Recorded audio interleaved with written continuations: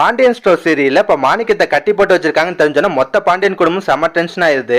எங்க வீட்டு சம்பந்தி எப்படா கட்டி போடுங்கன்னு சொல்லி சண்டைக்கு போறாங்க. பதிலுக்கு சக்திவேலும் உன் சம்பந்தி என் வீட்டுல திருட வந்தானா பார்த்துட்டு சும்மா இருக்கணுமா, அதுக்குதான் அவனை கட்டி போட்டிருக்கேன்றாரு.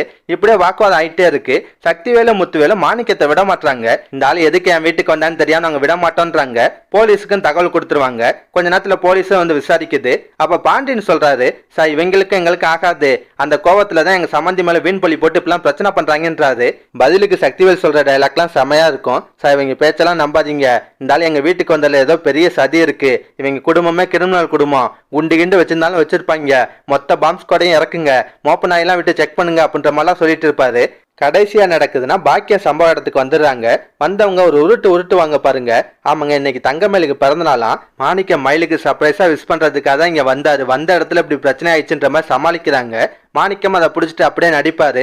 ஆமாங்க, என் பொண்ணுக்கு நான் பிறந்தநாள் வாழ்த்து சொல்ல தான் இங்க வந்தேன். லைட்டா குடிச்சிருந்தேன், தம்பி வேற என்ன பார்த்தோன்னு திருடன் கத்துச்சா, அதான் போதையில என்ன பண்றேன்னு தெரியாம இவங்க வீட்டுக்குள்ள வந்துட்டேன்ற மாதிரி சொல்றாரு. அதை கேட்ட பின்னாடி சக்திவேலாம் நம்ப மாட்டாரு. ஆனா காந்திமதி எல்லாம் கெஞ்சுறாங்க, இந்த பிரச்சனையை இதோட விட்டுருங்கடா, பெருசுப்படுத்தாதீங்கன்றாங்க. முத்துவேலும் சரின்னு சொல்லி விட்டுறாரு. அதுக்கப்புறம் பாண்டியன் வந்து மன்னிப்பு கேட்க சொல்லுவாரு. முத்துவேலும் சக்திவேலும் முடியாதுன்னு சொல்லிட்டு போயிடுறாங்க. அதோட தான் இன்னைக்கு சீரியலை முடிச்சிருந்தாங்க. இதுக்கப்புறம் நடக்கும்னா பாண்டியன் வந்து கண்டிப்பா மயிலோட குடும்பத்தை விசாரிப்பாரு. ஆமாங்க, ஏற்கனவே பாண்டியனுக்கு வந்து சந்தேகம் வந்துருச்சு. பிரச்சனை எப்ப மாணிக்கத்தை விட்டு கொடுக்காட்டினாலும் பாண்டியனோட மனசுக்குள்ள இதுல ஏதோ விலங்கு இருக்குன்னு தோணிட்டு தான் இருக்கு. இன்னொரு பக்கம் மயிலுக்கு பிறந்தநாள் சொன்னா ராஜி மீனாவும் பயங்கரமா ஷாக் ஆவாங்க. ஒருவேளை மயிலுக்கு இன்னைக்கு பிறந்தநாள் இல்லைன்ற விஷயம் ராஜி மீனாக்கு தெரிஞ்சிருக்கலாம். இதெல்லாம் சேர்ந்து அவங்க மாற்றத்துக்கு வாய்ப்பு இருக்கு. ஆமாங்க, பாண்டியன் விசாரிப்பாரு. சம்பந்தி உண்மையை சொல்லுங்க, எதுக்காக இங்க வந்தீங்கன்னு கேட்பாரு.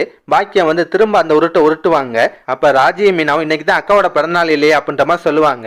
இது மூலியமா கொஞ்சம் கொஞ்சமா உண்மை வெளியே வந்து கடைசியா அவங்க மாட்டிக்கவும் வாய்ப்பு இருக்கு. ஒருவேளை பாக்கியம் எல்லா விஷயத்தையும் போய் சொல்லி சமாளிச்சா கூட கண்டிப்பா பாண்டியன் கோவப்படுவாரு. என்ன சம்பந்தி இதெல்லாம், பெத்த பொண்ண பார்க்க இப்படிதான் திருட மாதிரி நடுராத்தி வருவீங்களா, அதுவும் குடிச்சு வேற இருக்கீங்க, நீங்க பண்ண காரியத்தால என்னாச்சுன்னு பாத்தீங்களா, உங்களால எங்க மொத்த குடும்பத்துக்கு அவமானம், இனிமே இந்த மாதிரி வேலையெல்லாம் பார்க்காதீங்கன்ற மாதிரி கோவப்படுவாரு. நாளைக்கு இந்த மாதிரி சீன்ஸ் எல்லாம் வரலாங்க. பாண்டியன் ஸ்டோர் சீரியலை பொறுத்தவரை நாளுக்கு நாள் நல்ல விறுவிறுப்பா கொண்டு போயிட்டு இருக்காங்க. இதெல்லாம் பத்தி உங்க கருத்தை நான் மறக்காம கமெண்ட்ல சொல்லுங்க. இந்த வீடியோ பிடிச்சுன்னா ஒரு லைக்கை தட்டுங்க. நம்ம சேனல் ப்ரோமோ தமிழ் ரிவ்யூஸ் இதுவரை சப்ஸ்கிரைப் பண்ணலாம், ப்ளீஸ் கை சப்ஸ்கிரைப் பண்ணிக்கோங்க. நான் உடனே சீரியல் அப்டேட் கொடுத்துட்டே இருக்கேன். Bye guys.